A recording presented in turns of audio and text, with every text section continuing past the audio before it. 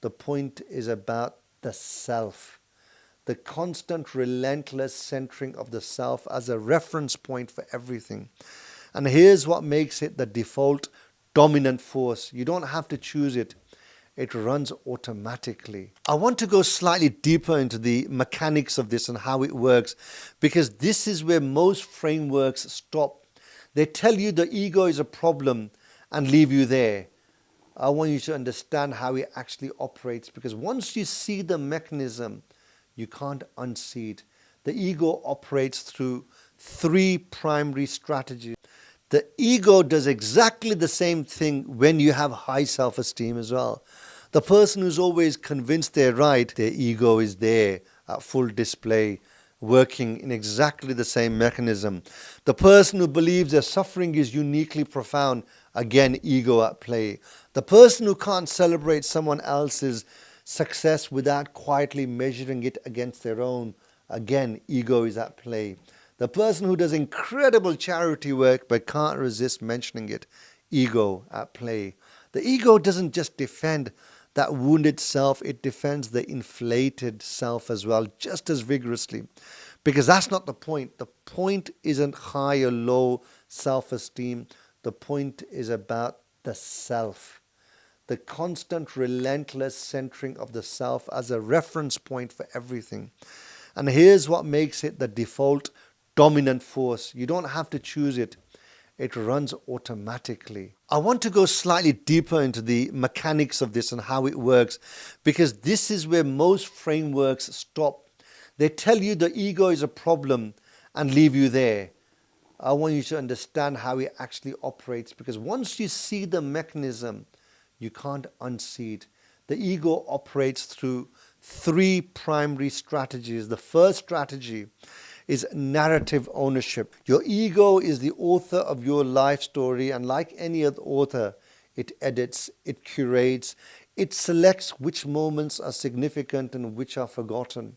It decides who the hero is, always you, and what the obstacles are, usually other people, circumstances, bad luck, timing. Notice how in your own life story you are always the one who had reasonable justification for your actions. And the people who hurt you, disappointed you, let you down, their actions are always harder to justify. They are always the villains in your story. This is your ego doing its job, protecting your narrative, because if your narrative changes, if you are no longer the reasonable one, the one who has been done over or who has been hurt, the misunderstood one, the entire building shifts and the ego cannot allow that. Just think about that for a moment. The second strategy is selective perception. Here is something that will change how you see every conversation you've ever had. You do not take in reality as it is, you take in reality as the ego filters it. Information that confirms your self-concept gets through easily. Information that challenges it gets processed differently, delayed, softened, reframed, or quietly discarded.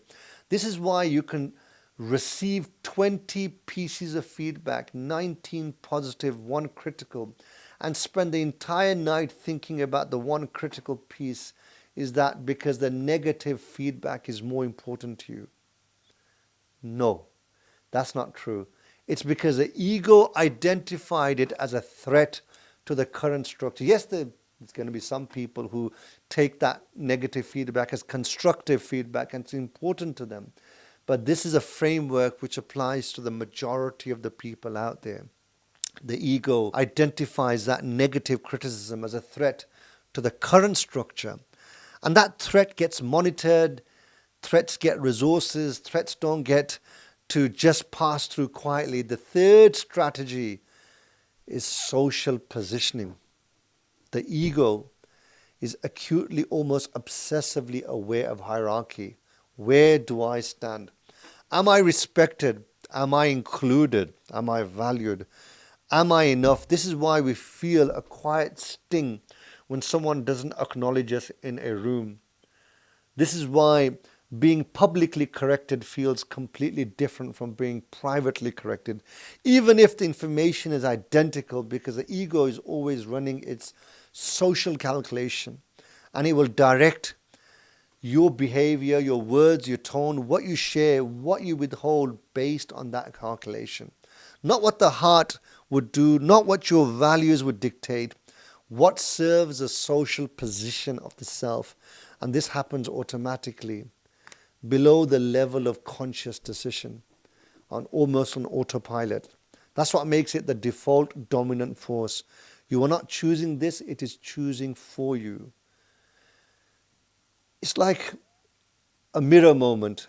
Let me give you a moment to look at this in your own life, not with judgment, just with honesty. Think about the last time you were in a meeting, at work, in a room with colleagues, with people who you work with professionally, and someone else's idea got more attention than yours. What happened inside you in that moment?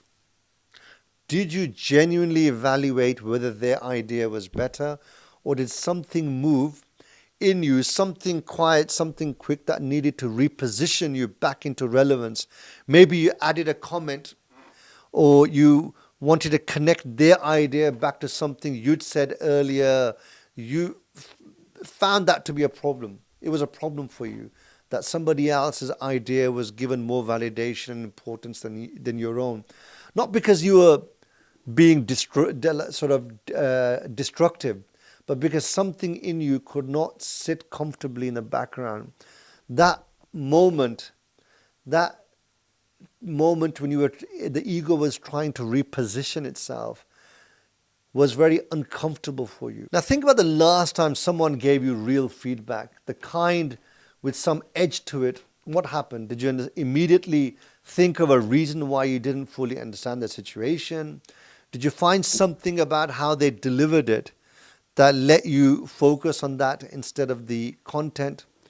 Did you agree in the room and then quietly rebuild your original position on the drive home? That's not weaknesses. That's not character failure. That is your ego doing precisely what it was built to do. And now, the hardest one, think about the last time a significant decision you made, a real one with some weight, and ask yourself honestly, was that decision made by the version of you that thinks clearly and wants what is genuinely best, or was it made by the version of you that needed to be seen as being right? Or the version that was afraid of what changing would mean for your identity? Or the version that had been doing things a certain way for so long that doing them differently would feel like admitting something you're not ready to admit? Most of the decisions in your life, even in mine, were made by the ego, not by the heart, not by the spirit, not by the mind in its clear state, but by this dominant force which has been running on autopilot for a very long time. Now, I need to say something else very important, because this is an area of great misunderstanding for a lot of people. The ego is not your enemy. This is where almost every conversation about the ego goes wrong. People hear about the ego's mechanisms and trickery and conclude, I need to destroy my ego. I need to transcend it. I need to eliminate it entirely. But here is the thing. That desire to be the person who has conquered their ego is one of the ego's most elegant moves. Just ponder over that. If someone says, I have done the work, I have now overcome my ego, I'm no longer controlled by it, who does that statement protect? Who does it elevate? Whose narrative does it serve?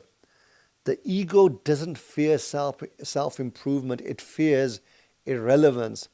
And it will happily wear the identity of the enlightened person if that's what keeps it central. Your meditation practice, the ego can run that. Your therapy, the ego can manage that.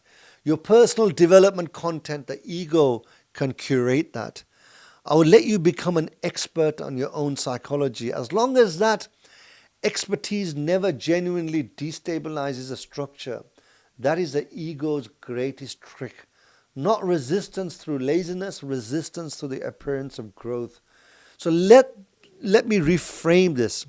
The ego is not a malfunction, it is a feature of the human operating system that served a genuine purpose. In the earlier chapters of your own life, having a force that vigilantly protected your sense of self was necessary. That was survival.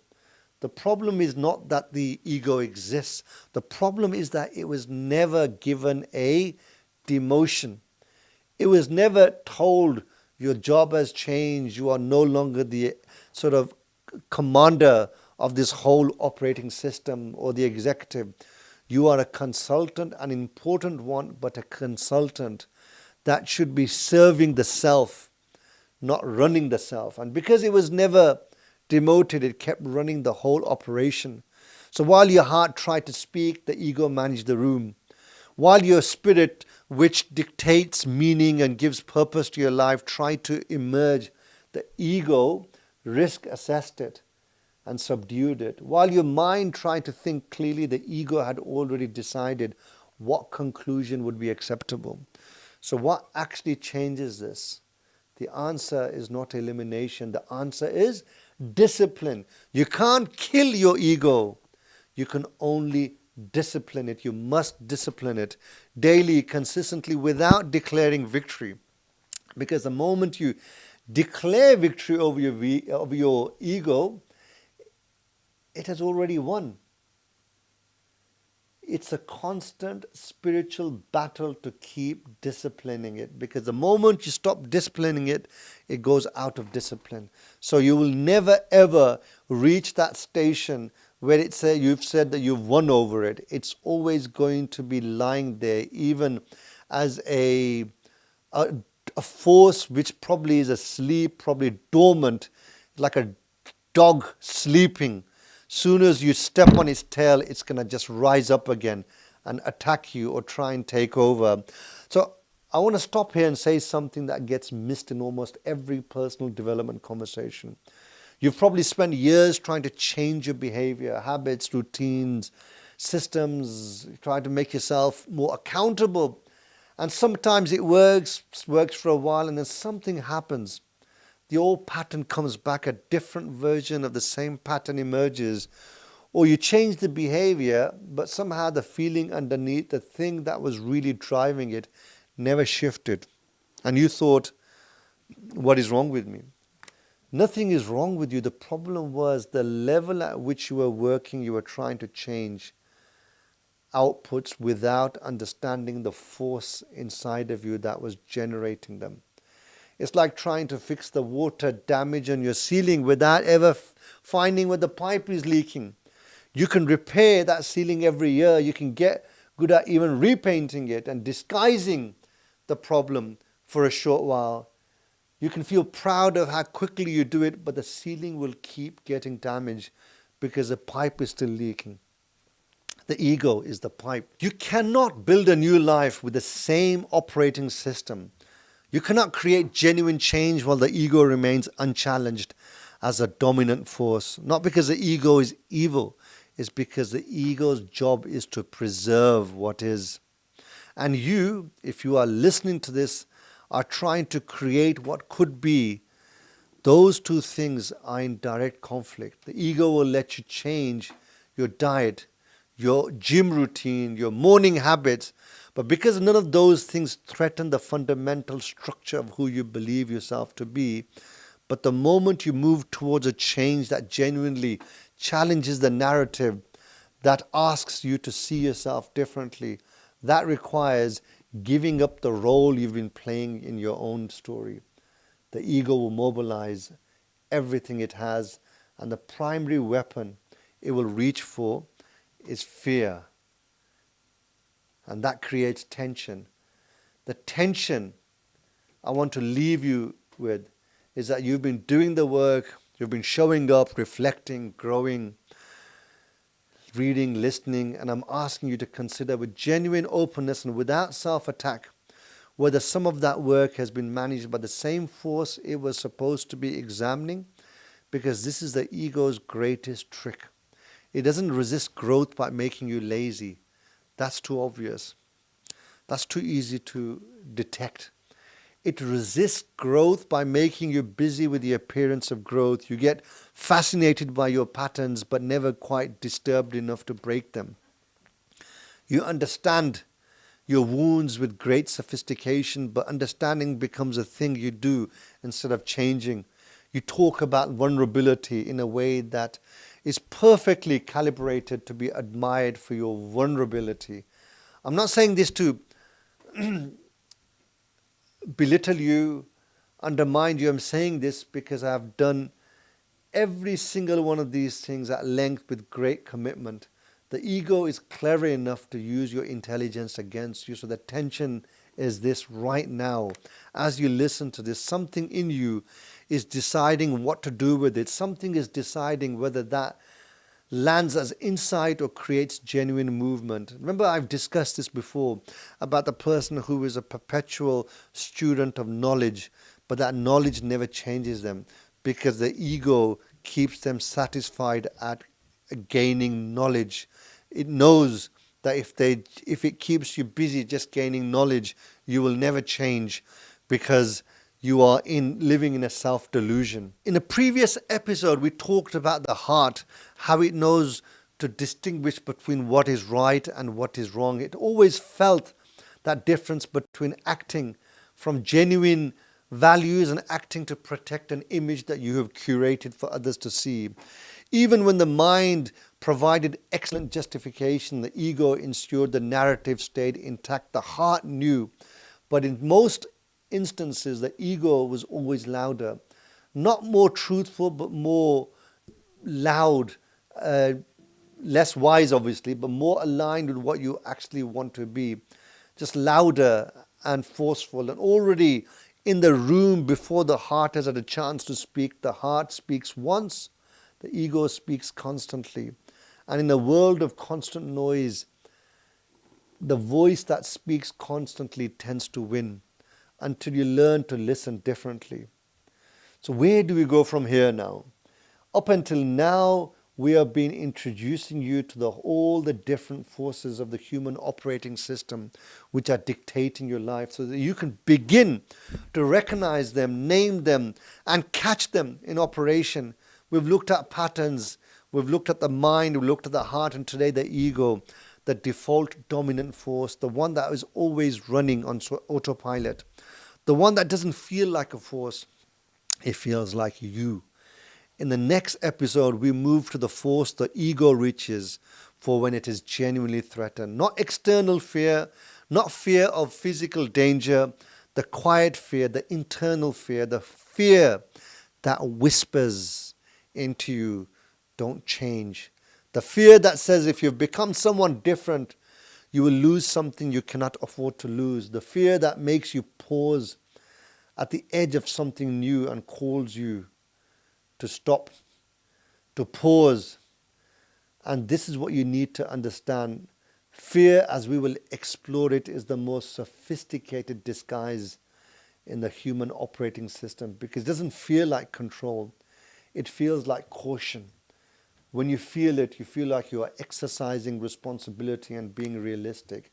And while it feels like all of those things, the ego remains exactly where it has always been, running the show unchanged. So ask yourself right now, what is the thing in your life that you have been calling wisdom that might actually be fear? Hold that question, because next time we will go there and we will dissect this for you so you truly understand what is happening in your life. See you at the next episode.